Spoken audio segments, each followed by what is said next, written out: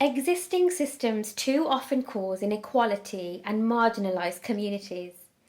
2020 has highlighted to us that the challenges and opportunities we each encounter are unique.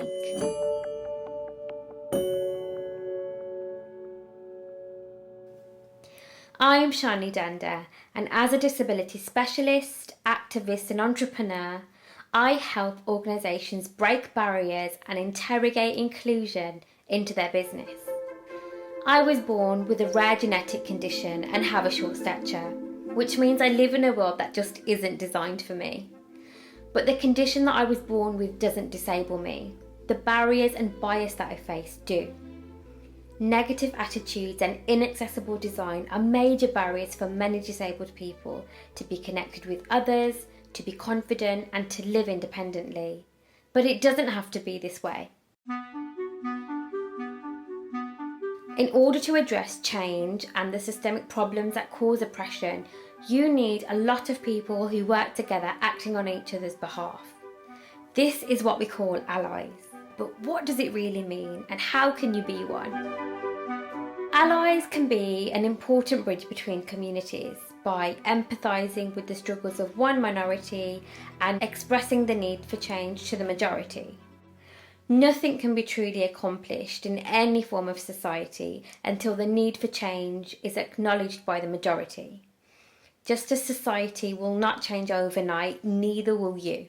So here are some important things to consider as you learn, grow and step into the role of an ally. But first, let's get this out the way. An ally is not a friend.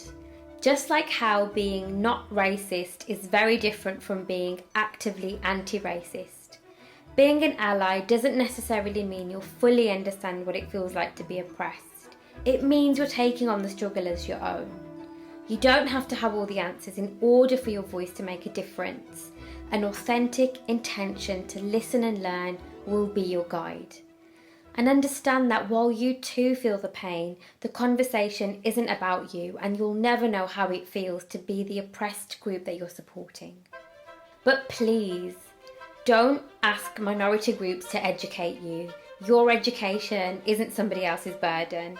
So take it upon yourself to use the tools around you and learn and answer your questions. How can you do it?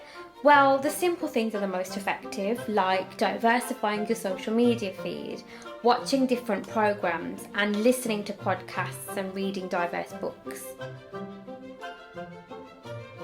Being an ally is really, really hard work. There is so much to unlearn and learn.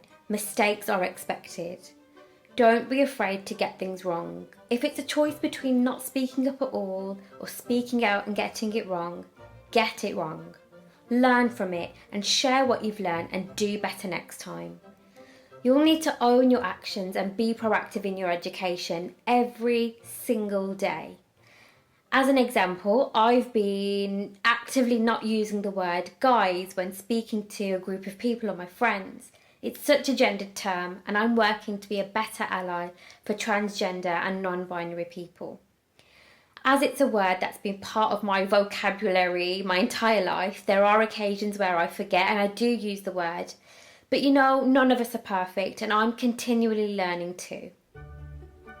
Really raise your voice about the things that don't feel right.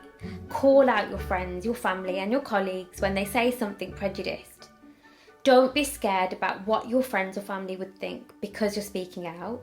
And don't make excuses that people are too old or too young to learn, because we all have the capacity to change and learn.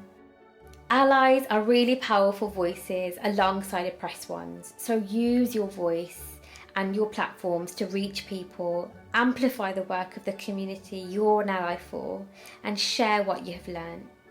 Regardless of how large or small your circle is, understand that your voice can travel to places that others simply can't.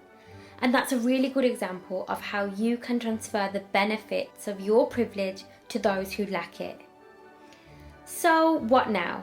What can you do to help change the world and make it more inclusive?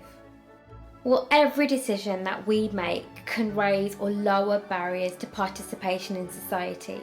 It's our collective responsibility to remove these barriers, and it's in our own self-interest to be an ally to people from diverse and oppressed groups, because ultimately our own struggles are tied to everyone else's. Become an ally today, because you have the power to change the way that people experience the world by simply standing alongside each other. There are so many ways that you can commit to change and show your allyship. What action will you take?